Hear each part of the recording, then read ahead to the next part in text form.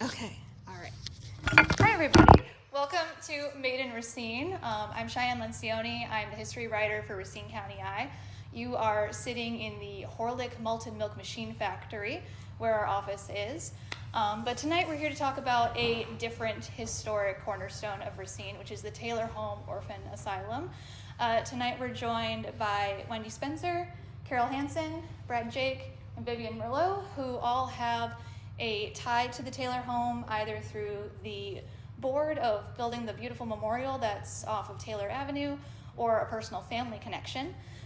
So we're gonna share the story of this beautiful place, share some memories, and hopefully answer a lot of questions, because this home was a heated discussion sometimes about the treatment of the kids there and how times changed.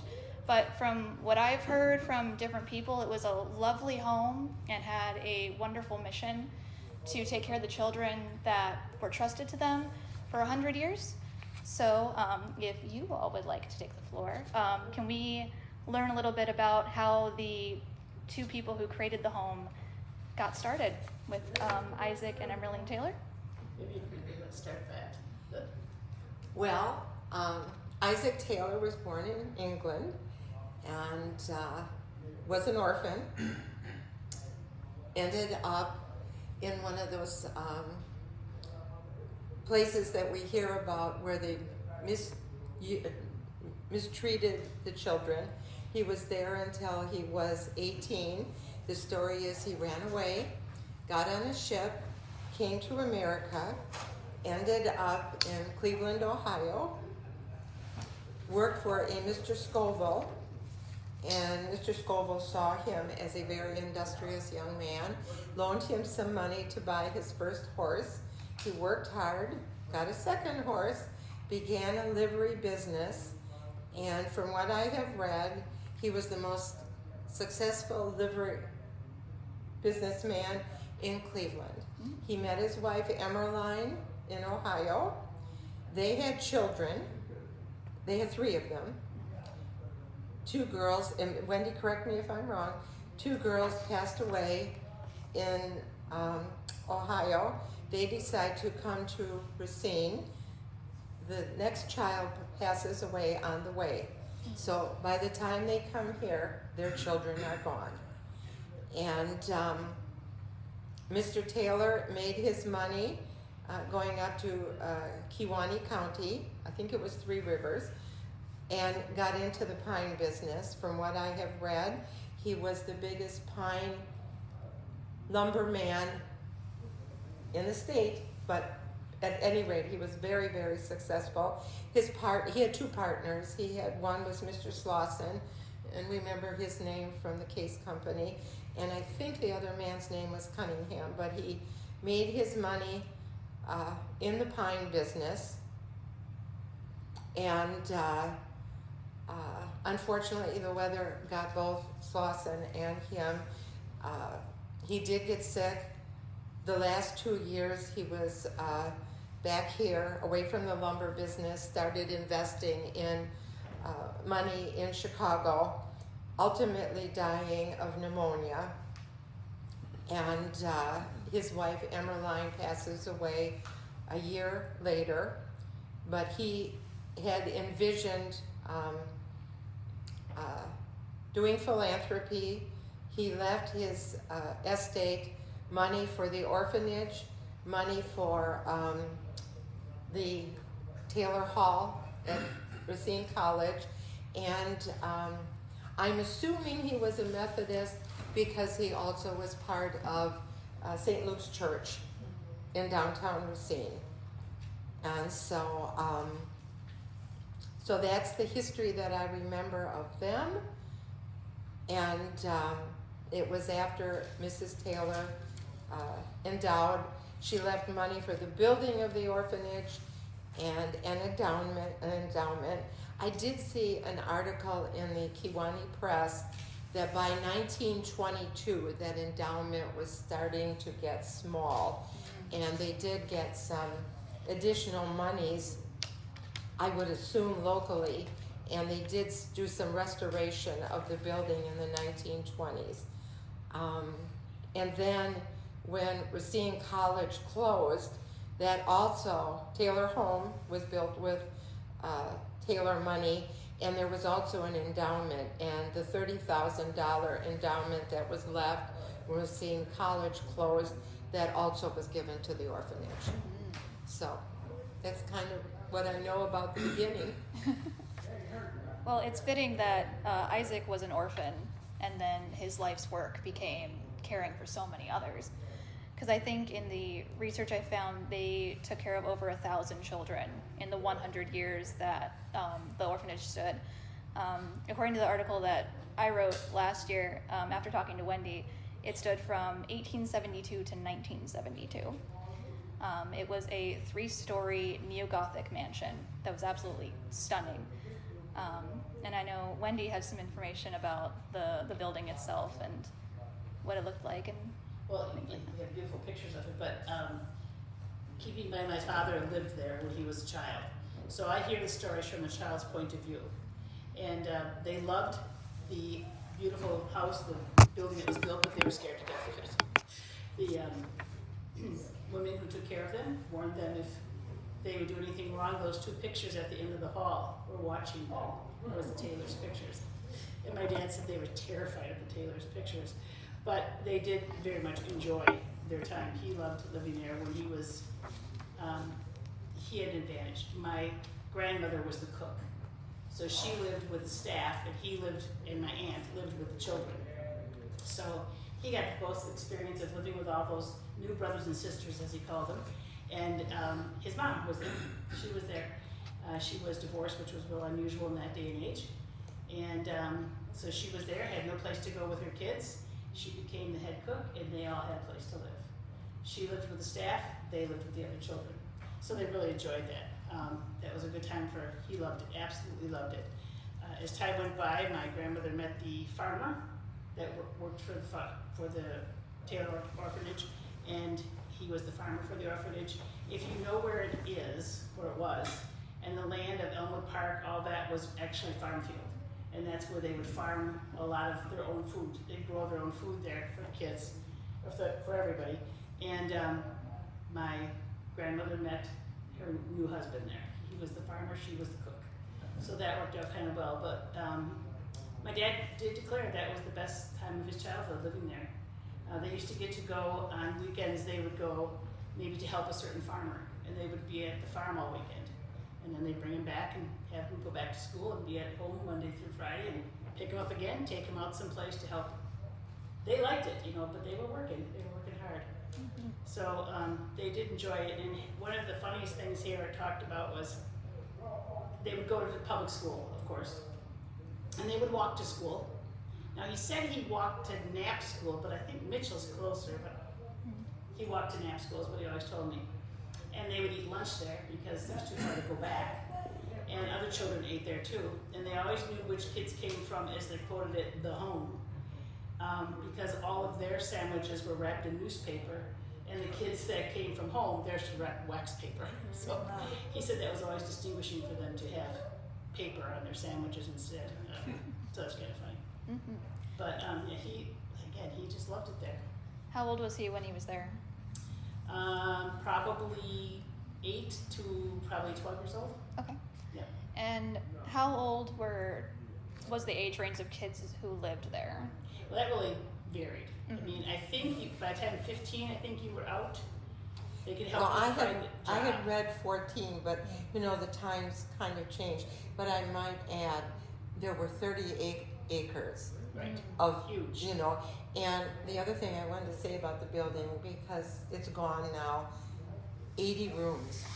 It was huge. It's hard, it was huge. It's, the only way you can kind of explain it is when you say there were 80 rooms there. Yeah, this is. There was a chapel and the laundry and all of that.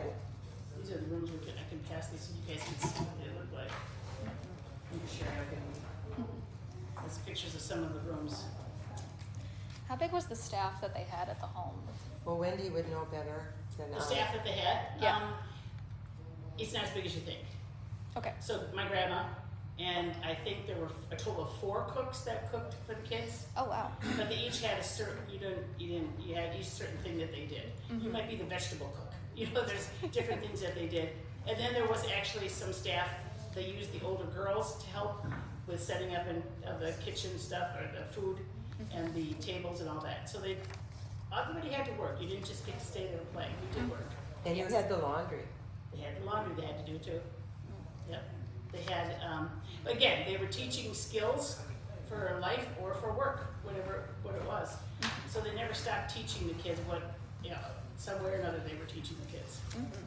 And if you have 100 children living in the home, then There's a lot to do. there's a lot to do, and 80 rooms is not as overwhelming if it's only 4 adults maintaining the entirety of the house. I think I also saw a goal of the home was to develop happy, independent, and well-adjusted children who could think for themselves and use their imagination, which is a little bit of what we have today, depending on how you look at things. But it also just shows how much they valued the kids and how they wanted to set them up for life. They absolutely did. And even though they didn't have individual moms and dads there, they really did, because they had the staff there that were their moms and dads, and they cared about the kids. And we had a lot of brothers and sisters, And my dad remembers being, when he left, he and his sister did leave at one point, and he remembered a lot of the kids and met up with them again in life. And it was a good experience. He said the best part of his childhood, so pretty good. When they would leave the Taylor home at 14 or 15 years old, was that considered an adult at the time? And were they able to get jobs and live on their own, or would they go somewhere else? What I read was at 14, the girls would go to find work, and they usually worked as maids, and the boys went to work in industry in Racine. And farms too. And farms, yeah. And that sounds young, but keep in mind lifespan wasn't as much as Right. now. Yes, especially in the 1860s. Yeah, so, and the kids didn't want to leave. They loved it there. Now, some of them went away for the week. They would go to a farm and work for the week. And then on weekends, they got to come back to the home. Okay. So they still had a connection. And I think the other thing we have to remember, it was called an orphan asylum. Many of these children had parents. Oh, yeah. But when you read Dave Rozelle's book, his mom had mental problems, and so he was dropped off with his sister, and There's like no questions asked. Okay. yeah, We'll take them. and they took no matter religion, whatever, anybody was taken, and they were welcomed. Would you say that there's a negative connotation with the word asylum, given the modern context of it and how that might relate to people's perception of Taylor Home? My guess is that it didn't. It was asylum was like a building by today's because you had standards. asylum. It was on Asylum Avenue originally. Yeah. Oh, okay. Yeah, it was called Asylum Avenue, But- and I think it was just. If you heard someone call it that now, you would think it of some kind of an institution or something, Right. not a loving home. Yeah. Yes, a good thing about that. So just to get some more context with our panel, can each of you share with us how the Taylor home, what its impact is on you, whether it's something that you drove by as a kid, the family connection for Wendy, something that you like to study through your line of work? I remember it as a child. Okay. I lived on the south side, excuse me. I lived on the south side. My sister had a friend, she was 6 years older than I. She had a friend at the orphanage. She said all she remembered was the big staircase. So Oh, grand staircase. the big grand staircase. But no, I growing up, I knew it was there. But I think more recently, before, as we got involved in this, it was Dave Rozelle's book that started it all. Yeah. That was in 2013. And then Preservation Racine had a membership meeting in April of 2014. And about a dozen of the former children who lived there were at that meeting at Meadowbrook. Oh, wow. And so we photographed at that meeting, and we got to meet all these people. And even before Wendy found that piece of marble, we had an association with Dave Roselle and George Kroc and some of the people who lived there. Because I remember after Dave wrote the book, Brad made up a plaque, and we put it on the Tarzan tree, which at that time they could climb. Now, of course, it's a huge, huge tree. But so There's a plaque on it. there is, it's still there. Yep. So we took, we went over there with Dave, we went over there with a couple other, two brothers. One was a colonel in the Air Force, and the other brother lived in Racine. And we escorted them over there, showed them the plaque and things. So that's kind of how we began our interest in The plaque pretty much got us right. going.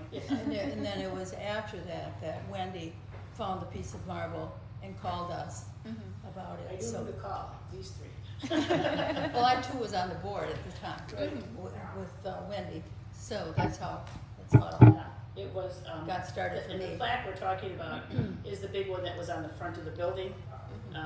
When it's this big plaque.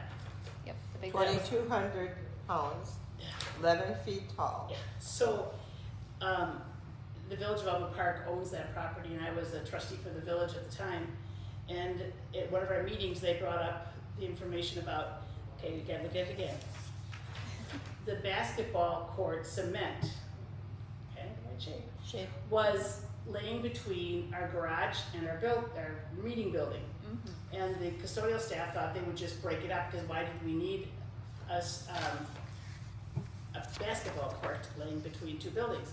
That didn't make any sense to me. Why would you save an old piece of cement like that? Right. So curiosity got the best of me, and I brought my grandkids with, and I right away knew it was marble. That was not cement. So there was a crack in it, pretty significant crack all the way through, but it was enough where we could boost it up just enough and put my hand underneath, and I felt the words. And I thought, I know what this is. We can't let anything happen. So who did I know to call? Vivian, Brad, and Carol. There you And go. say, we got to do something, you guys. And I don't remember the name of the other person that helped us for a short time, but we did get the breaking of it stopped so that it would not get destroyed. Yeah. And then the process of picking it up and moving it. And you guys found our construction company that helped us get it moved. Bosman Monuments in Kenosha. Yep. And I want to tell you, when that was being picked up, I don't think all of us standing there could breathe, because we thought, don't drop it, don't drop it, don't drop it. And they did a fantastic job. They did, And but- they were wedged between two buildings. But the straps were on the very, Oh, God, it was very terrible. edges. Oh, Man. They were, and on the one piece, they were right on the corners. It We really- thought, can't they move them in a little? So, Maybe it was so a that was the total most price. harrowing experience of all. But they, what was the name of the bonding company? Bosman Monuments. Yeah, and that was in Kenosha. Kenosha, yeah. And when they pulled away with it, we were so happy to see this was gonna happen, but yet it was scary to say, oh, somebody else has got control of it now, Right. And then it came back beautiful. It's gorgeous. It's a stunning memorial, and if you get to drive by it and look at it, it's just a testament to what that building used to be at one point. So it's wonderful that you guys were able to save it and put it up in such a glorious a marker. Yeah, did that turn out pretty? Uh-huh. Yeah, the And then architect and the you have builder the, both get credit for you that. got the plaques where it tells more about it. You had those made too, to get. That was from Gravesign, and Vivian did that part of it. What I did was Wendy called me, and fortunately for me, my next door neighbor works for Camosi Construction, so I called him right away, and then he found Rudy, the architect, to looking at the building, trying to find an appropriate look to go around it. And so I don't want to forget anybody, but so it was Camosi Construction. It was It was Kurt Jorgensen Construction. Not they Camosi. did the drawings, and then Kurt Jorgensen, who at one time was our store manager, he did the actual construction, and Wendy, you can talk about the bricks. The bricks, yeah. Oh, yeah. When the building was torn down, the original orphanage was torn down, a great portion of the bricks from the orphanage were put in the back quarter of the Taylor property. And they were covered, buried. How did we find out they were there? Well, we're having a hard time. We have talked about this, and nobody, I thought it was from the archives at the Racine Heritage Museum. However, I think it was maybe it was custodian. one of the custodians. That- Somehow, the yard- it they was took found care of our out that property. they dumped the whole building down there. So then there's probably still bricks there. So Oh, they're, we absolutely, went knee deep in mud, I mean really, yes. knee deep in mud to get these bricks. And we just kept pulling them out, passing them back, and so it's not all of those bricks that aren't original from the building, but a good portion of them Yeah, we are. put some of those in the building. So the But- original building is in the monument. But the, I mean, it wasn't so hard finding the bricks because we put a cell tower back, you know, the Village of Elmwood put a cell tower back there. And so to get the road, to get the cell tower there, they kind of scruffed up all the grass. Oh, So yes. that made it easier, so, you know, some of the bricks were visible rather than having to, you know, really dig. So, We spent quite a bit of time out there though, getting more and more bricks. Wendy and I and her grandchildren. Mhm. That's so fun. Grandkids love it when grandma says, go get in the mud over there and get those bricks, would you please? Right. Especially your grandson. Yeah, he had a good time. Yep. It's like, I don't have to stay clean. Yeah, Right. stay clean. Yeah. No, and that was, I think, as we found when this was pulled away, when they took the actual plaque away, that was just like this big relief. It's safe now, you know, we found it was safe. And then we found out we had a lot more to do, but. Well, don't forget Bosman's also take care of the crack and how it was to be mounted. And then they put an anti-graffiti cover on it. Oh, There was a good. lot of thought put into this, Yeah. besides the markers and you can talk about the benches that. Oh, yeah, the Well, benches. Yeah, but back to the marker. First, I mean, once it got to Bosman Monuments, it sat there for about 6 months in the sun, so they were bleaching, kind of letting the sun bleach it out, so, to, you know, make it wet.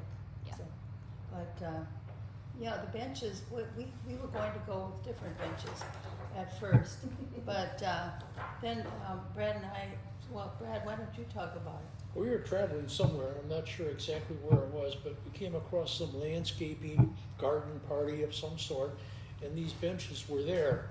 And I said, what a tie-in to the kid who climbed the Tarzan tree. I mean, you can That's put an cool. ordinary 2x4 type bench up there and it'll work, but it doesn't have any tie-in or meaning. So we found out who the manufacturer was and had 2 of them shipped in, and we had to assemble them. And then we put them, you know, placed them down there. Then we were worried that somebody's gonna rip them off. So then we had to get some anchors, stainless steel anchors, and we drilled holes and placed them in there so nobody would rip them off. They're going nowhere. Yeah, right, But the whole process started out, at least to me, was almost an addiction. I mean, we saw this piece of history, and we put it in our mission statement that all these children this had a significant impact on their lives, and this was the last piece of the puzzle. And if this ever got destroyed, I mean, we see it all the time in Racine and anywhere where things get chopped up and thrown to the dumps and whatever, and they're soon forgotten about. Well, this is something that we thought we could somehow preserve. So it was a step by step process. You know, we would come up with an idea. Well, this is a good idea, but who's going to do it? Then where are we going to get the funding? And you know, the price tag kept growing and growing and growing along the way with every little bitty thing. Said, oh sure, but who's going to do it? And somehow over a 3-year period, it was a 3-year period of all this little pieces of puzzle got put together, and it's Go ahead. no, sorry. it's there. Yeah. I was gonna say that, originally it was going to be on the north end of the property. Oh, okay. There was an area at the north end. It's I'm kind so of- glad we didn't do that. Yeah, and as it turned out, that wouldn't have been enough room Mm, at all. right. And it was, our president, excuse me, our president at the time was Ellis Steiner, and he suggested the place where it currently is. Mhm. And if you go up to look at the monument, you're gonna see the bricks, but below it, and there's names, people's names are on the bricks. Mhm. And if there's a little asterisk on the brick, that means that they once were a resident there or worked there. Yeah. So that's kind of cool. Mhm. And with the residents, I mean, we got to know quite a few of them, as I said. They were all upstanding citizens, George Crocone, Carlson Roofing, you know, all these, I mean, obviously they were raised well, Mhm. so. Cared for and Right, taught good values. right, yes. So Carol, what was it like growing up near the Taylor home and knowing the kids from there? Did you feel any distinction of the fact that they lived at an orphanage? Actually, I did not know the kids there. Okay. It was my sister. Your sister did. Okay. Right, so, you know, I didn't really know any of them. Okay. I just remember the building. Yes. And now, of course, we live where used to be the farm, Mhm. you know, the fields, so. Another historical connection, as it were. Right, yes. Mhm. We did hear stories though from various people through the three plus year period where a young man in a family is, you know, disruptive, Mhm. and his father would take him driving past, and they'd stop right in front of this building and said, "You better shape up, or." Or you're gonna go there. Use it as a threat.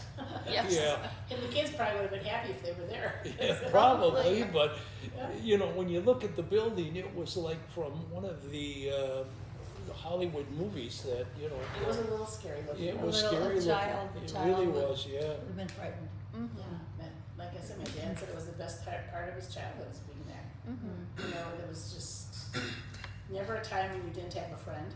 Yeah. You know, and Or a someone could brother or always a help. sister, or. A brother or a sister, and they had help with their schoolwork. There was always some adult there that would help them with Mhm. schoolwork. So yes, they weren't all there with their parents, but they did have parent examples by the people that worked with them. They weren't there for the money of the job, because I assure you they didn't get much. Right. But they were there for the kids. I think they truly were. Right. And I think something we did not talk about when Mrs. Taylor made the bequest and all of that, she listed 5 women that were going for life. And Mr. Taylor had asked that it not be men that were responsible for the choices, that they would be more loving and kind. And I think, to put some things in perspective, when the orphanage was opened, 2 of the speakers were, one was Father DeKoven, and the other one was Governor Washburn of Wisconsin. Wow. It was a pretty important event. Mhm. It, you know, when you look at the program and who was there, it kind of tells you, it puts it in a perspective. Mhm. What his bequest for the directors of the place, this is what 9 people, and 5 had to be women and 4 men. Mhm. So he always gave the women a little bit of an advantage, one more vote. Yep. Helps keep it a little more balanced in the way. So how common were orphanages at the time that this building was around? It stood from 1872 to 1972. Of course, we know Isaac was in an orphanage and he passed away in 1865. His wife died in 1866. And in America, we don't really have orphanages. We have foster care. But how common were orphanages here during the period that it stood as an orphanage? I don't know that, I don't know that I could. I don't know that I can think of another orphanage. No, I don't think so. But actually, they didn't use it as an orphanage all that time, Okay. because it was 1955 that they stopped using The the state of orphanage. Wisconsin. Right, in Yeah. the state, right. Children went to foster care. Right. And that was when it stopped being an orphanage and it was more a home for troubled youth. Is that Yes. correct? Yeah. Okay. What was the transition for that? Because that's changing the type of children that you get, the type of care that you need for them, and how you would. And they had parents, they still had parents. Yes. So how does that change the mission of the home and the type of children that they cater to? And then do you know what happened to the kids that were living there as orphans when the state made that change? I think that's when foster care came into being. It was. And That's so what it was. they were put in foster homes, so they lived in a home environment, and you would hope that it was a good home environment, Okay. you know, but the kids would go into foster care, and then money was subsidized to the parents, the foster parents. Well, that's what happened to the Roselle and his, to Dave Roselle and his sister, they went into foster care. Yeah, they went to foster care, and then the building itself stood unused. And Elmwood bought it after it already had the cottages. Elmwood Park bought the whole complex.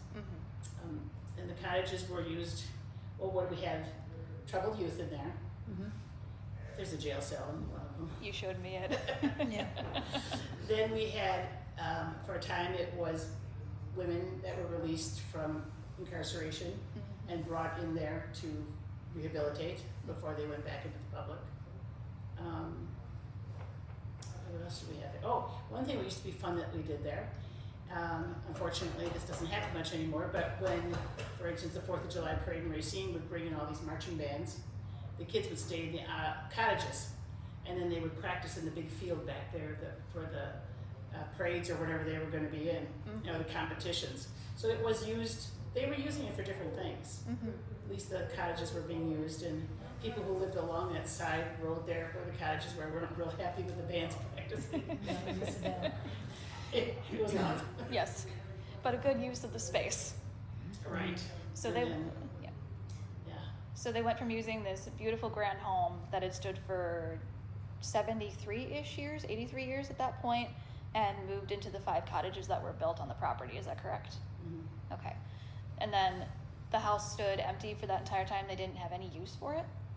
I don't know, other than, I thought there was think so. office space in there at some Oh, point. I don't know. But nothing that would attract the community into it at all. Okay. So it probably was a big haunted house.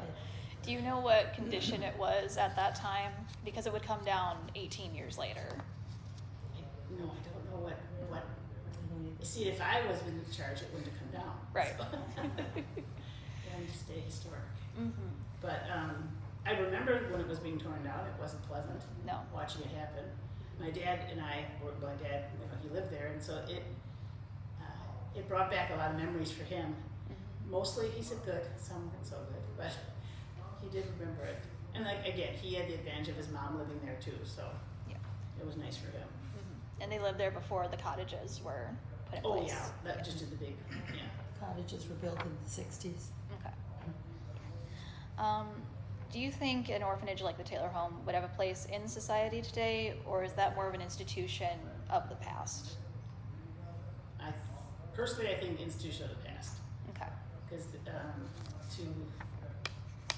because I think there's so many rules about what you can and can't do with kids. Yes. They couldn't say, you know, you're restricted And to your yet, room. I kind of have a different perspective in reading about this. The architectural style was kind of after the Racine College. And gosh, the young men that went to Racine College went on to do really great things. And so I kind of, my opinion, when we've introduced all this equity issues to school and kind of lowered our standards, I think there's a place for someplace like that. So just an opinion, but I would love to see a place for troubled children or children that are coming. That's some of the problems that we're having in society is we're having family problems. And not for the kids that are from well-adjusted homes, loving, caring, have all kinds of opportunities, but for the families that are struggling. I could see a possibility where if it was the kind of place that Isaac and Emmeline wanted, where they had, when I reread Dave Roselle's book yesterday, knowing I was coming today, and he talked about all the books in the library, and it was available to every child whenever they wanted to. They had all these sources of music, and the children could just use it. Mhm.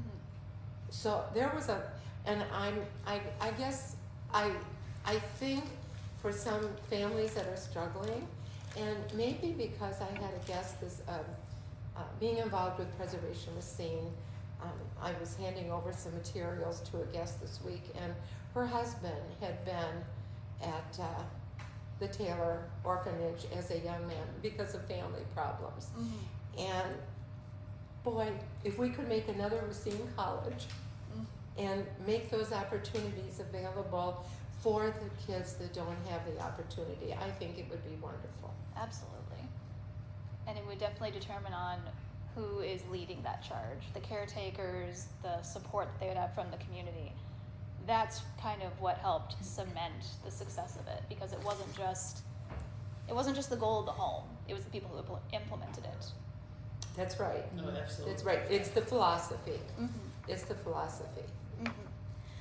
So when it was an orphanage, what sort of discipline and standards did they hold the children up to? Because they're being taught to be good, responsible citizens. They're being set up for success, and they have all this space to run around and have fun and learn music and have books and all this ground, and how they have friends. But what is kind of the balance of discipline and being a kid that maybe your grandma and your dad would have seen? Well, my dad said there was just a few of the women they're afraid of. Oh. That they got in trouble. But even back then, they would pull the kids in and say, okay, this is what you shouldn't have been doing, and why you shouldn't have been doing it. And you will get a discipline. You might be restricted from doing that for a week or whatever. They did discipline, they weren't harsh disciplines, but I think more educational disciplining, like should happen now. So Yes. this is what you did wrong and why you did it, I don't know, but it's not gonna happen again, you know? Right. And so, and you didn't wanna make them mad at you, because they all loved living there, they didn't wanna get in trouble, you Right. know? So, Yeah. And they probably had a lot of consistency, and that's really key. Absolutely. In discipline and raising kids is having that consistent schedule, consistent expectations of you're going to go to school, you're going to come home and do chores, you're going to go do this on a farm this weekend if this family comes and picks you up. You're going to meet these expectations, but you're also allowed to be a child, Yep. which is probably very different from what Isaac experienced in England, where he was probably not allowed to be a kid, if we believe similar stories to probably like more Oliver Twist or institutional when he things was like there. that. Well, rereading Dave Roselle's book, I had forgotten they were all given an allowance. Yes. You had responsibilities, but they were given an allowance. That was later on, not Later, yeah, but of course he was there in the 40s. Mhm. Yeah, so you have to look at the, but he earned enough money that he could take the bus to go downtown to go see movies. So they had the freedom to do that. And they had jobs that they had, like Wendy said, they had responsibilities. I think what I read, maybe going to kneel in a quiet space facing a wall would be a punishment. Yeah, it wasn't, I mean, there was no corporal punishment that I read of or heard of No. in any way. Well, I guess there was a basement staircase. If you were really naughty, you had to go down those basement staircases and come back up. Oh. Nobody knew what was down Oh, there. because that was scary. Because it was scary, but they didn't know what was, no, I said to my dad, well, what was down there? He goes, well, we didn't know. We didn't know what was down there, we just knew that, don't make me go down there, because if I was bad, I have to go down there, and you came right back up. Right. But, yeah, no, they didn't talk about what was down there, Probably the boiler probably room. nothing, it was just dark. Could have been the boiler. Yeah, boiler could have been down there and scared him, Mm-hmm. yeah. But you mentioned the change of time in that long period of time, because I'm interested in theology. Yes. And of course, when it was built, it had a chapel, and they went to church. And when I'm reading Dave Roselle's book, when you get to that period towards the end, they only used the chapel on Christmas Day. That surprised me. Yes. Just, in rereading it, it just surprised me. Right. So, Especially given the time period, because even in the late 19th century, early 20th century. well, this was 40s, 1940s. in the 1940s. Well, that's during World War II. You would think that they would still implement the chapel more frequently. Well, in his book, he talks about decorating the tree, and the organ was there and they played it. But then when I'm reading about the early years of the home, they went to church pretty regularly. Yes. But Wendy, did they say prayer at mealtime? Oh, my dad never talked about that. Because it did sound like in Dave Roselle's book that they were still saying a small prayer Well, if my before meal. grandmother was there, you can be sure my father was saying a prayer. Okay. And, you know, you can be sure. And I would guess that, yeah, they probably did. They probably did. They wanted to teach the kids respect. They wanted to teach the kids what a family might be like, you know. So they probably did. Yeah. I'll have to ask Dave Roselle when I talk to him. Yes. Still keep in touch. Yes, please. Okay. I can send a list of questions with you. Okay. Vivian, since you work with Preservation Racine, we know that a lot of beautiful buildings have been torn down lately in the last 20 years or so, but where do you see the current culture with preserving older buildings like the one that we're in now versus tearing them down to make way for progress in newer establishments? I'm not sure if progress is the right word. It was the one that I filled in, but that is Yeah. fair. That is very fair. I was on the museum board before I got involved with Preservation Racine. At that time, we thought we were gonna build a new museum, and then I drifted over to Preservation Racine. But I think for me, it seems so foolhardy to tear down historic buildings instead of reusing them. Our June Preservation Racine membership meeting was at the Clinkert Hotel, and we had somebody from the state historical, well, no, not the historical society, from the state talking about tax credits and how they're available even for nonprofits. That was my surprise there. Because a 501c3, what are you going to do with the tax credit when you don't have any income? Right.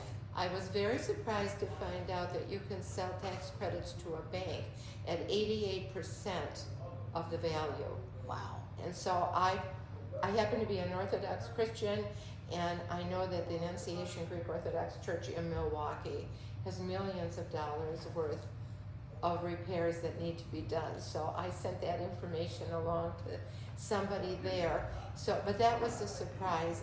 But more than that, like currently right now in Racine, Jane's School has had millions of dollars of work done on that building. Windows, roof, cleaning the brick, and it's empty. Wow.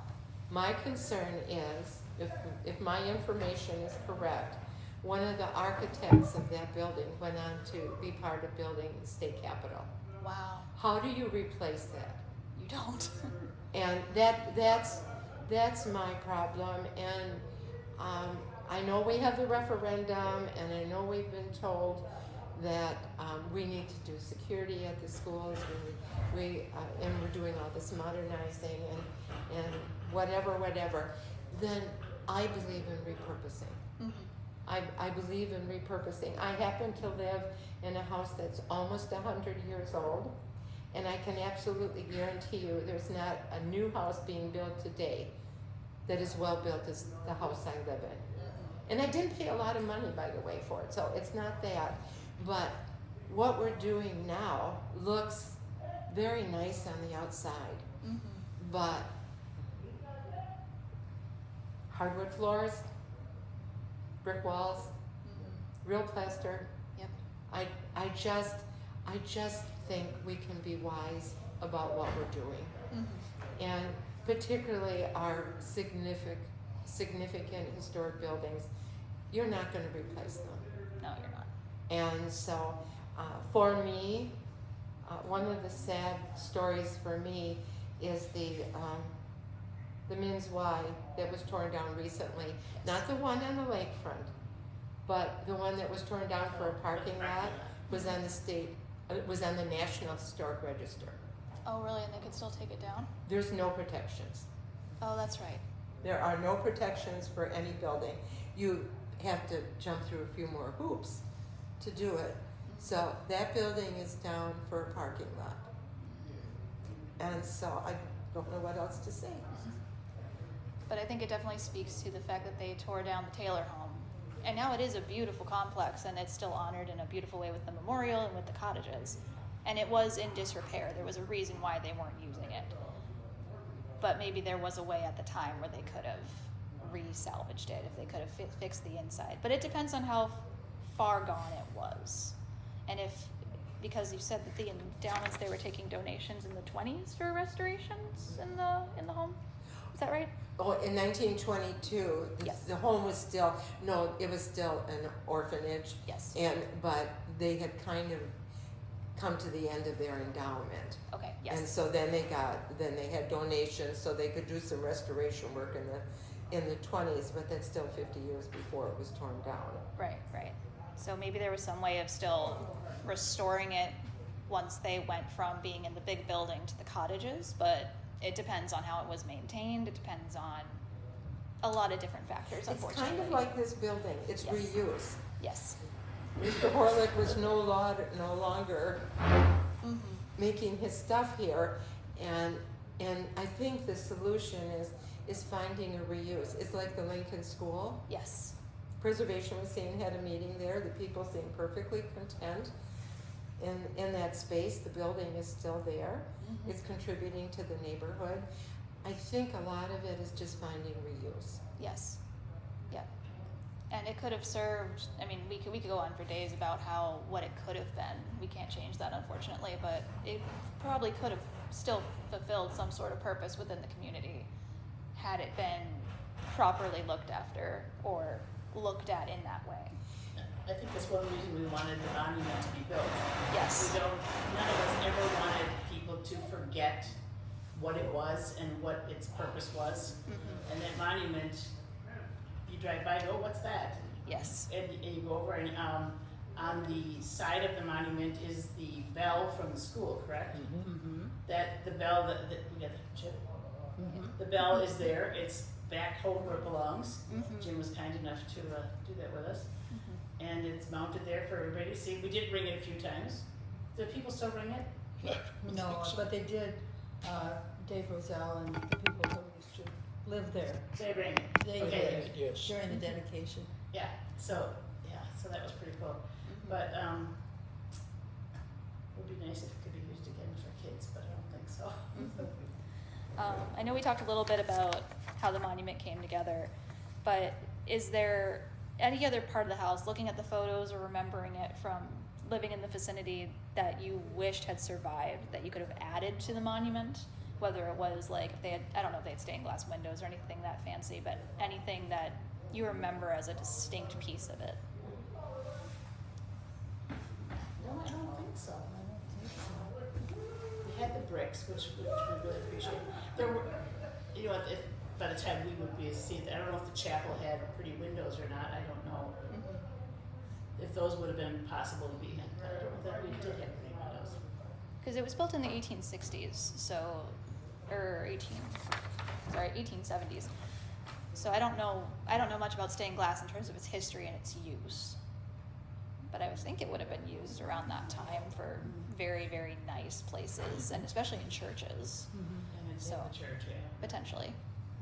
So, also, when it came to fundraising for the monument, what was the public's response when they found out that you were putting this beautiful thing together? Did you get a surge of enthusiasm and people coming, or was it you had to explain it a little bit more?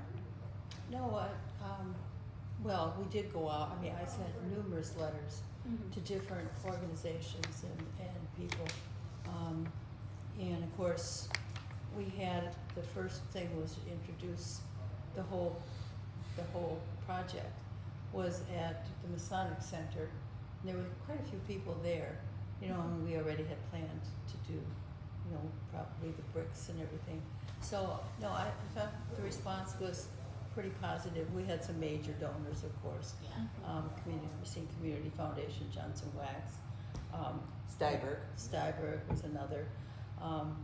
So. And there are bricks on there Right. with their names on But, it. I mean, a lot of credit goes to Chris Paulson from the Racine Heritage Museum, because if we were going to collect money, we had to have a 501c3 organization to take the money. And we had looked at various ones, and finally Chris Bolson came to our aid and said very happily he would do it.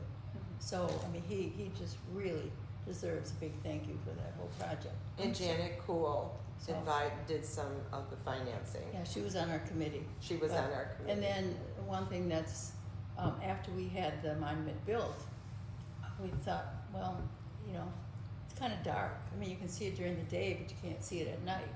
So one of the couples in the Village of Elmwood, Scott and Marcia Russell, paid. Well, I had discovered. Well, there's a pole, a Taylor Avenue light pole, right there, and so we said, we could do something with that. So I had talked to the, I guess it was electric company. I can't remember, but they said, yeah, something, you know, lights could be put there.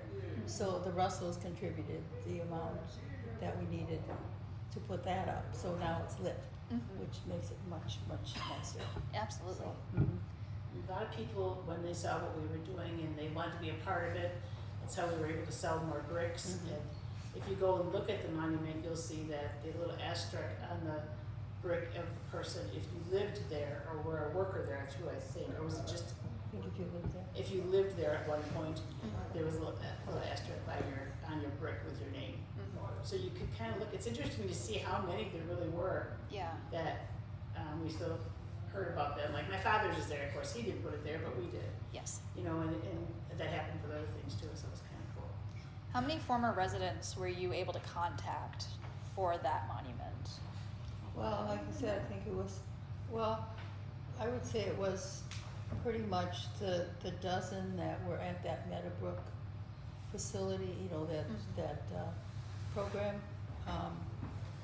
I don't recall, do you recall I any think beyond we those? got more of I think it family was- members Right, it was family members. for of their those. person who lived there. I Right. see. Yeah. So like for my dad, my siblings and I wanted to get him a brick and got one for my mom too, as long as she was with him. You know, so, and you can see families have bricks, you know, too. So that's cool. Absolutely. It is fun to walk over there and look at it, and you can ring the bell. And I don't think we can ring the bell. I don't think so. Oh, there's no Looks string good, attached. No, it's not that long. Oh, I don't think so. Because somebody would be over there ringing it all the time. Right, the neighbors wouldn't like it. yes. How long between the cottages no longer being a home for the troubled youth to creating the monument? Was that from 1972 to 2017? 2018? I don't know how long. I don't know how long they were housed there, I don't recall. But we started the project in 2014, Okay. I believe. So Took a little bit. it took three full years to do it. Yeah. But I don't recall how long before that, you know, they stopped using it. Okay. It was a while though. It was a while before that. That was quite a while. Because, I mean, like the village of Elmwood Park uses one of the buildings for their offices, and another building is, well, they still rent out a nice little hall if people want to rent a small hall. It's very nice. It's got a kitchen, bathrooms. Yep. There's a gym. There's There's a also gym. a gym, right? So there's still things that the community can rent out and use. Yes. And then, we have insurance companies in some of the cottages now. We have, I don't even know what all the different businesses are in all the cottages. I think there's a doctor's office. There might be a church. There's a church. There's a church. Yeah. Well-attended church, mind you. Yeah. There are a lot of cars there. Yes, that's right. Lovely. Go by it Sunday Right. soon. Yes. What was your favorite part of putting the monument Oh, the together? spa, yes, there's a spa there. Oh, there's a spa? That's fancy. But what was your favorite part of for each of you putting the monument together? What was the part that you enjoyed the most, or was the most rewarding? Because for me, it was meeting the people who lived there and who appreciated it so much. I mean, to this For day. me, it was my dad. For my dad. It's a beautiful way to honor all the people that live there. Yeah, I think that's mostly all of us want to honor the people who worked there, lived there as children. And we did hear back from other people who lived there, they loved living there when they were kids. They had no issue. I think for me, the story of the Taylors. I think what a fine example, especially with all the chaos that we're living in, and look what they did. They came out of, well, Mr. Taylor came out of poverty and did well for himself. And yet, when I was reading about him, he was known for not wanting to make more money, but how he could help other people. And just his He worried about legacy. himself. We need to tell those stories more often. I do think that they set a fine example of citizenship, humanity. I want to tell those stories. Give me your phone number. I'll write them. What about you, Brad? Part of it for me was the challenge where we would come up with an issue or a problem, and then we'd have sleepless nights. How are we going to do this? How are we going to get this taken care of? And then we would solve the problem, and it was a reward. And then it'd be the next week would be another challenge. A good example is we had to go to the Village of Elmwood Park for all the approvals along the way. And then, surprise, surprise, we had to go to the City of Racine for approvals. And we thought we had everything all set, and then the Heritage and Design Committee, I think is what it's called, for the City of Racine came back to us and said, no, you gotta have evergreens around the landscaping. Oh, I forgot about that. We Yes. gotta have the landscape, and then you gotta have this, and you have to have that. So it seemed like every week or every month there was another We thought we challenge. were just there. And we thought we were there, we'd have sleepless nights, we would be putting together the brochures, only to find that, well, we forgot to put in something for the charge card on the brochure. And I mean, it was all these different challenges over years, 3 years. But we would accomplish one, and you say, we did it. Uh-oh, we've got something else. We Don't have answer to- the phone, right? something else that, and to me, that's what it was. It was a stepping stone over and over and over again. But as Carol said, meeting the people, and I think one thing it was a community type thing in that we owe a lot of thank yous to a lot of people. I don't know if I could begin to list them all, but it couldn't have been done without a lot of thank yous to a lot of people. The It people was, that helped is it was in their heart as well. I agree, To make yeah. this happen. yeah. You know, and still today when we drive by it, we're pleased to see that it's there and that it worked and that we're done. Right. No, not really. Now you guys are back fixing the sidewalk. Right, it needs some refreshing. So, we have another plan, we haven't even discussed it with Okay, the we'll committee figure it out. yet, but we have some thoughts on what we're going to do next, so. Some more challenges for you to work out. Another Brad. one, here we go again, yes. Right, yes. Really, I think the wonder is that we raised, am I right, about $54,000 Correct. to do this? We did it. Yeah, That was a lot of money. That's quite an Yeah. accomplishment. Well, and it's of the trust of people that we were really gonna complete this and it was Yeah. really gonna happen. you know, I didn't even think of that. I just knew we were going to Yeah. do it. I mean, so. we knew it, but I mean, you know, we asked people, we didn't even know if they would please help us, you know, and it happened. People came forward and we were able to do it. but I can't tell you how many times we would go to, I think it was one of the contractors in Kenosha for an estimate to build this. And he would send us the proposal, and I think there was another one in Racine also. And Carol looked at me and said, we can't afford that. Where are we gonna come up with another X number of dollars? You know, how are we gonna do this? Here we go again. You know, so we kept, and then that's when Kurt Jorgensen came to the party, and he came in with something pretty realistic. Right, 'cause I remember one of the estimates was 60,000, Yeah, just for the contractor, yeah. you know, it's like, Oh gosh. so, Uh-huh. I could have written a check, it wouldn't have been Yeah, any right. good. but, And it was such a reward every time we went one step forward. Mhm. We got a little It bit was, further yeah. closer and a little bit Yeah. closer and Mhm. I think when people started buying bricks, that really helped, selling the bricks with their names on and being a part of it. that helped.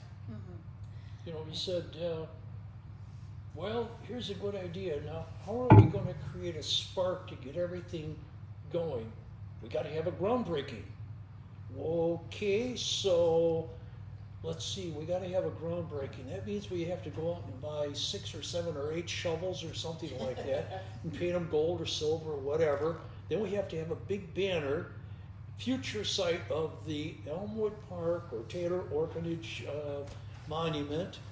And I mean, it just, one after another, it just kept going, and all these different things. Until we finally had the dedication, which was on a cold, blistery day. People came. And In fact, you know, Sable what came. it was, Remember the county exec was there? Yeah, yeah. Jonathan Delegate was It there. was well attended. Yeah. and the weather did not cooperate, so I think it was Wendy that said, where are we gonna get tents? What do you mean tents? We gotta have tents? So we found some guy in Kenosha to pop up tents and bleachers so that we didn't know if we were gonna have 10 people or 100 people, but one thing led to another, which led to another, and I mean, that's what I mean about the challenges, and you know. And if you ever want to use the term roll with the punches, we knew how to do it. We kept it going. You're well seasoned. And then I will say that each and every one of us, when the last brick was laid and what would you call those? The descriptions went up on the boards. Yeah, we were all glad. Yeah. Done. Yeah, finally done. And of course, now we're not. We're going back. Now we're going back on the again, sidewalk. yeah. We gotta- Another We're project. just Yeah. gonna spruce it up a little, sure. Yeah. But, And the Village Development Park is doing a great job taking care of around it and stuff, so that we appreciate that they're caring for it too. mhm. But we're gonna scrub the bricks. Oh, that'll be fun. Right, I called Gift Bricks today and said, what would you recommend we do? So she said, just dawn and water, so guess what? Well, Well, we're doing maybe it- Brad's gonna scrub the bricks. Here we go Let's again. have a party, let's have a monument party over there, and all those that help will scrub the bricks. Right. There you go. Yeah. So does the board that you guys created maintain the monument? Is that who is in charge of it, or? Not really, we just do it individually, Okay. you know, We we just kinda kinda keep an keep eye it. on it and that is the one thing that's probably lacking, which we were just talking about, is, we really need to have an endowment of some I kind, never thought about because that. we're not gonna be here forever. Right. And so who's gonna do it when we're not here to do it, so, Let's get my grandchildren. there you go. But we need this to carry on, because, you know, it needs to be We want to kept, respect it. Right. kept up and, right, so. Right. Sure. And you saved it from being buried in the ground once.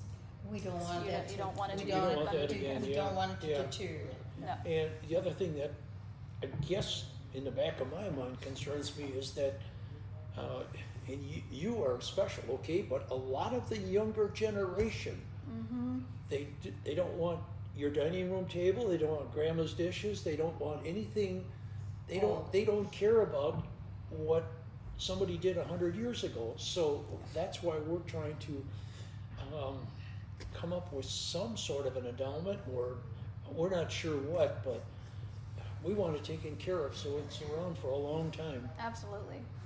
And I think for my generation, part of it is that we're not entrenched in our communities as much. We're on our devices, we're Right. You're we're right. connected over technology. Our community is online, or it's long distance, or it's not like it used to be where you go Right. downtown and you It's not. hang out and Yeah. you do things. Community has changed. And people went through a minimalist phase where they wanted barely any possessions, and that's why they didn't want all the stuff from their families, or maybe they didn't have much to inherit from older generations to begin with. But there are a lot of people my age who aren't interested in that stuff. That's why a lot of it ends up at Exactly. antique Sure. stores. That's why they're Yeah. overflowing. Yeah, I have a lot of stuff. But Oh, so they yeah. just bring it to you. Yes. Yeah. Well, I got your typewriters. So Oh, typewriter, you like typewriters. you gave me 2 typewriters. Oh, that's right, I did. Sorry about that. Yep. That's a typewriter. That's a typewriter. But I think that there needs to be a connection with the younger generation somehow, in Gen Z, Right. millennial, Yes. where they get an interest in this, and part of that is the story of the people in the place. Exactly. And once they latch onto that, they go, okay, I don't want this thing to go away. I don't want this thing to disappear. And that's where the preservation and the passion for it comes in. So I think that's what helps. And I think it's also poetic that it took a village to bring Taylor Home together and to raise all those children. And then it took a village to put the monument together and to honor what all those people did. So.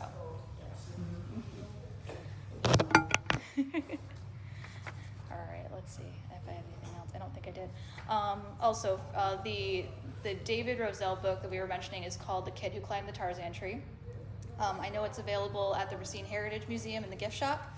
It's also available online, I think through Amazon, but it is a really good read if you've not read it yet. It gives a really lovely detail of the home growing up in the 1940s. And if you're from Racine, it's a nice peek into the past as well. Do we have any final last comments, questions, anything from you guys that we want to talk about? Anything that we missed? Gosh, I don't think so. Well, I just want to thank you for doing this, because it means a lot to all of us that worked Right. on doing the monument, that by doing this, people will say, oh, I want to go look at that. Mm-hmm. And that's one of our things that we're happy to see, that people are still out there looking Yeah. at it. Every time I drive by in someone's standing, I'm like, oh, look, there's a kid. I know. Yeah, we just saw somebody sitting out We there. see people sitting there from time to time, and compliments to you on the social media part. You've been running that just about on a daily basis to, I guess, give it another spark or keep it going. Mm-hmm. People drive by it and don't realize what it is. And They don't. Once they do, then they're interested. Yes. They're interested to see, oh, let me get a closer look at that, you know? Well, that's the goal, really, is Yeah. to pique people's interest and make them go over there. Oh, there was one thing I want to talk about. When I went on the tour with you last March, there is a concrete slab on the ground, and I think we said that it was a playhouse that S.C. Yes. Johnson donated. Right. Okay. Do we know when that was there? Because I know you said that they tore it down. They didn't know what it was. Right. The other people didn't, when our village took it down, we took it down as a village. Oh, okay. Right, but we had, there was a picture of it, and what was there did not look anything like the You picture. think it was rebuilt? I don't I know, don't but know. that's why it was taken down, Yeah, I because, don't know. because, I mean, I didn't bring it, but we do have a picture of it, and I mean, we looked at the size, we looked at the dimensions, and it did not, So another did one was not- probably built there at some it point. did not match at all. Mm-hmm. The kids who did live there, like I said, my dad lived there, that was like a playhouse type thing that they could go in. Yeah. And I think initially, wasn't it some kind of a well pump room or something? Oh, I don't know. Could have been. I don't You know. know, something that they weren't supposed to go in, but then eventually they were able to go in. Yes. That's a nice way to repurpose it. Yeah. We recently had a chance to see a map of Racine Harbor. It was like from a blimp looking west, Racine Harbor. And it was done in like 1800, 1880, something like that. The Taylor Home, the Taylor Orphanage was there. But boy, on this map, everything around it was, it was out in the country. Oh, yeah. I was really surprised there was nothing around it. Yeah, that was out of town then. It was out of town. I was really surprised when I saw this map how remote this was. So as a young person who's 8 or 9 or 10 years old, to travel, out in the country, it had to be a little scary. Oh, yeah.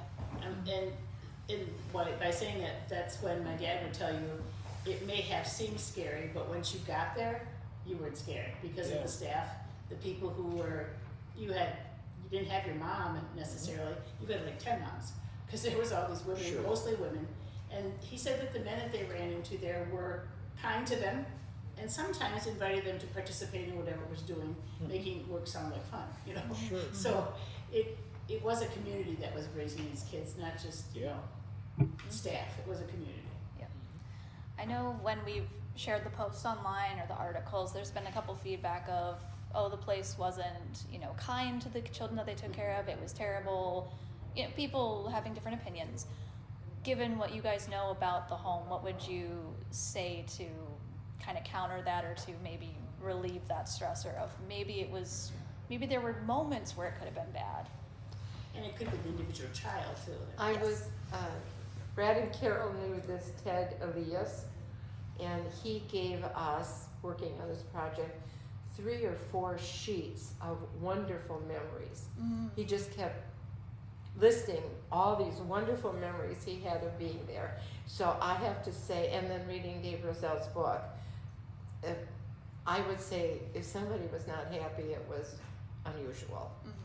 Or they could have a child that had a little bit of a discipline problem. That could be, Anywhere you go, yeah. that's going to happen. Yeah. So that child wouldn't have liked the place because they probably got themselves in trouble. Right, or if they were there when it was a disciplinary Right, yeah, home that was that. instead of the later. orphanage, yes. That was another thing that should be addressed though, is putting the monument up was fine, but it needed 2 descriptors. And the 2 copper plates, one was about the Taylors and the other was about the Taylor orphanage, but then we did 2 more. One from Ted Elias and another one from Dave Roselle. And those are kind of on easels over off to the side. And you know, the more people see and the more they read, the better they'll understand what it was like. All right. Well, if we don't have any other comments, does our audience have any questions or comments about the Taylor home that you'd like to ask? Where was the orphanage located in relationship to the 5 buildings that are now? The gym and what'd you say? Well, it was back. Yeah, but it was by the gym, where the gym is, back in that area. Right. In front of the, Behind the gym? Back. No, yeah. no, in front probably of the gym, right by the gym, right where that is.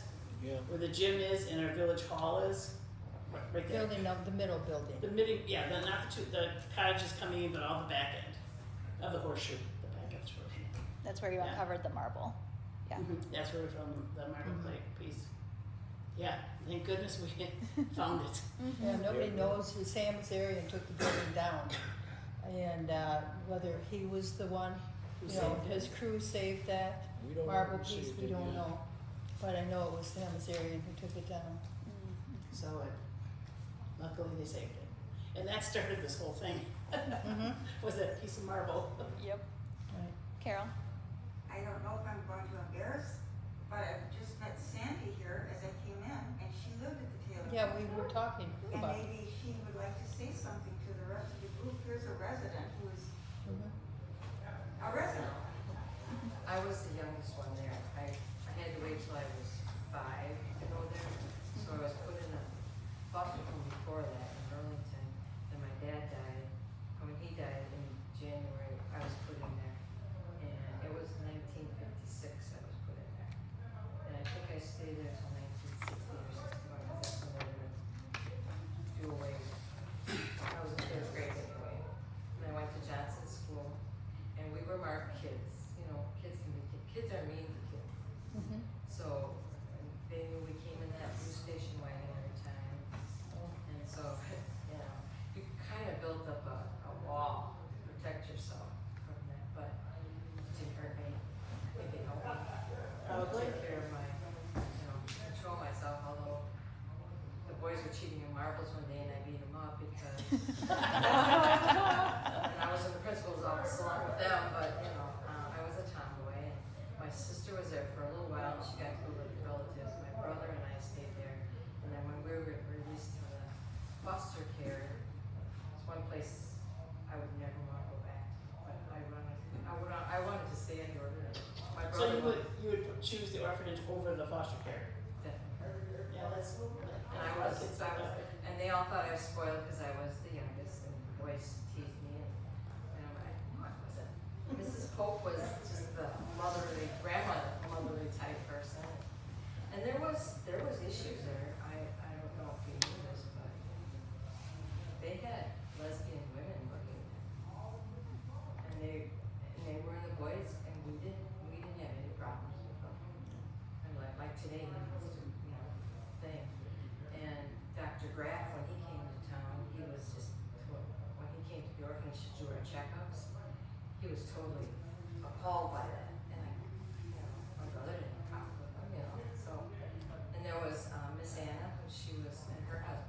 they were both cleaning, they did cleaning. She was up in the girls' dorm, and I had eye operations, and I went into the hospital by myself, no mom. Had my two eyes patched over, I was cross-eyed, and then I had my tonsils off, and the kids, you know, they're really gonna get their mom. I said, no, they don't. But I'm glad they do. I had to be there for my kids. But it was, Miss Anna was like the woman, she was a black lady, and I loved her as my mother. And she was your mom, yeah. And she'd tell me stories. She'd try to get me to eat when I had my tonsils out, and I had to press my ears because it hurt to swallow so much. You gotta eat. And she'd be telling me stories and making me laugh. Beautiful people there. Yeah, my dad said it was a wonderful place. I go back. Not as a person. Yeah, Jim. My sister and I were always threatened if we were bad, we'd be dumped off at the orphanage. And one time we were coming back from visiting relatives in Kenosha, we were misbehaving in the back seat. Sure enough, my parents pulled in and forced us out. And we had heard so many horror stories about the kids there. They were beaten, they were starved, and everything else. What? We didn't want to go there. You know, grade school kids, you know. Yeah. So we were out on the pavement there, and my parents actually started the car and were heading out, and we were begging the police that we're going to be good. And that I think lasted about a year. We were excellent kids for about a year. And one more thing, there was a massive stained glass window there, which was destroyed when it was demolished in 1972. But it was a beautiful piece. Nowadays it would be certainly saved, but back then it was just, It was just a window. yes, Oh, right. what a shame. And Jim, do you remember, I mean, with all your background, how that, or who said, or who knew that it was destroyed and just left there in the back 40? Do you know? The bricks. The and bricks. everything. The building. No, but a friend of mine, I used to work with him at Root Lighting. He had some kind of ties to there, and when it was demolished, he was there all the time, like you were just lamenting the fact that it was being torn down. And he remembered a lot of stuff was just given away, thrown out, hauled away, and it was just nothing anybody could do. It So was at the very end, they didn't know what to do with the rest of the bricks, so they just buried them. yeah, yeah. Luckily, we were able to get them. Yeah, my grandkids loved it because they got to get all muddy and walk in. One thing, they had a strict meal. I don't remember what I ate Monday, Tuesday, Wednesday, but every Thursday was liver. Oh, And For every kids? Friday was fish. So I told my house mother, I can't eat it. I can't. You're gonna eat it. You know, that was just teaching you that what's on your plate you should eat. yeah. So I showed her. I got sick right in the doorway of the camp. She made you eat again, right? And I go, never again. I won't eat liver to this day. What was the condition of the Taylor home when you were there in '56? What was the condition of the big It building? was unique to me. I mean, I was little, but you know, the big staircase going up to where you went to, and you had, the house mothers had their own rooms and stuff like that. I always got to go back there, and they'd pop popcorn back there, something like what they had in there. And then we'd bring it out, and we'd have a popcorn night, and movie night. And it was, I mean, we would be out in the front yard in the fall raking the leaves, all the way across that big old thing. And then we pick raspberries, they had a big raspberry patch there, and we could eat all we wanted. And had a ball diamond, we all played baseball and different things. And we always got to go to Brimley Barnum and Beverly's circus. We always got to go to the ice follies. I don't know, Johnson's, Case, and I think Twin Disc and Modine, but I remember the Johnsons sitting there at one of our Christmas programs we put on for this because they brought us presents. And I wrote a poem and I don't know where I got the nerve to get up and do it, but I did. For a long time I could remember it, but now I can't. So. But there was just so much fun that we did have, and we weren't deprived as far as getting out. I was there because my dad died and my mom ended up in an institution. And she came back and worked for some guy next to that big house across from the old Jewish church. There was a gentleman that when she worked for him, took care of him. But got my thoughts here, but we never were deprived of anything. Never. Yeah, so it was a good place. Absolutely. And there were some kids that were trouble. Oh, every place you go, there's gonna be. And I probably was a brat. All right. Do we have any other questions for anybody? If anybody wants to see an original poster from the orphanage, they were advertising one of their fundraisers. So apparently they had fundraisers. And this was to be held at Horlick Field, and it was baseball games between lawyers and police and things like that. Different bands that were going to be appearing there. So apparently they did have fundraisers now and then. Well, I assume they'd have to though, if they want to do anything special with the kids, you know, other than just feed them.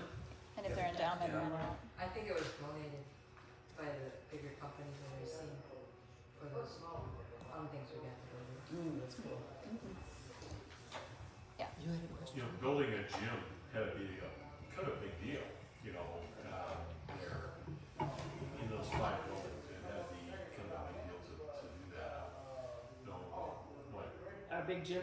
Yeah, I mean, it's kind of a cool thing to do. I don't think this.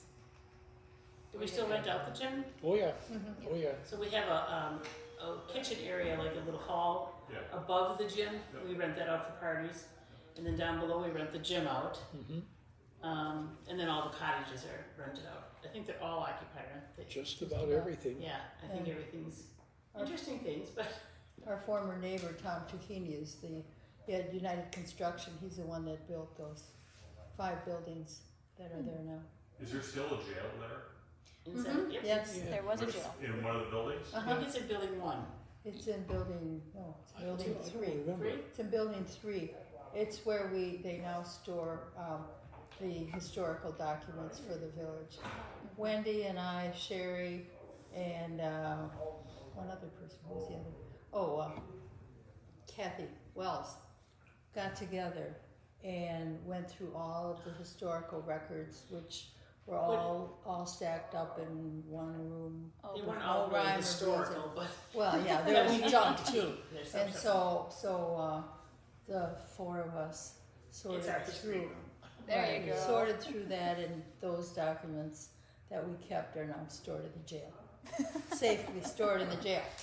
They really did use that when it was a home for troubled youth. They did, yes. They would keep the child in the cage, as they called it, until authorities came in and took the kids. I just told our alder in the downtown Racine, who happens to also be a sheriff's deputy.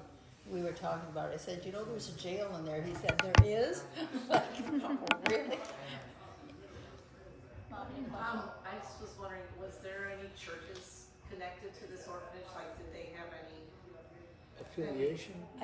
connection at all? I don't think any of I us know think that, do we? because they had the chapel. Right. But I think it was like a rotation of pastors from other churches, and so there wasn't a base religion.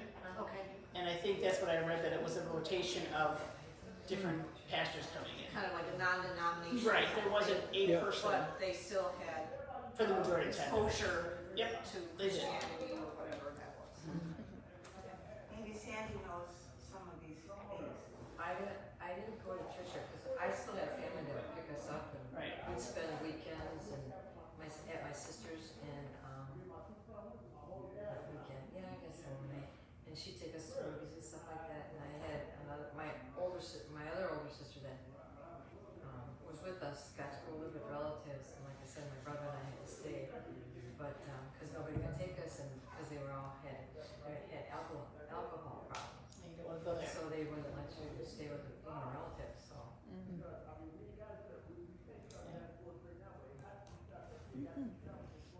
All right. Anything else?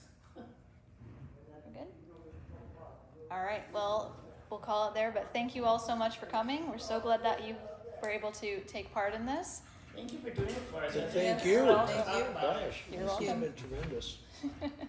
It's just fun for us to relive all that time we spent doing it and realizing it was for a good cause, and we're glad we did. Well, if you got any other things coming up, let me know. Okay. All right.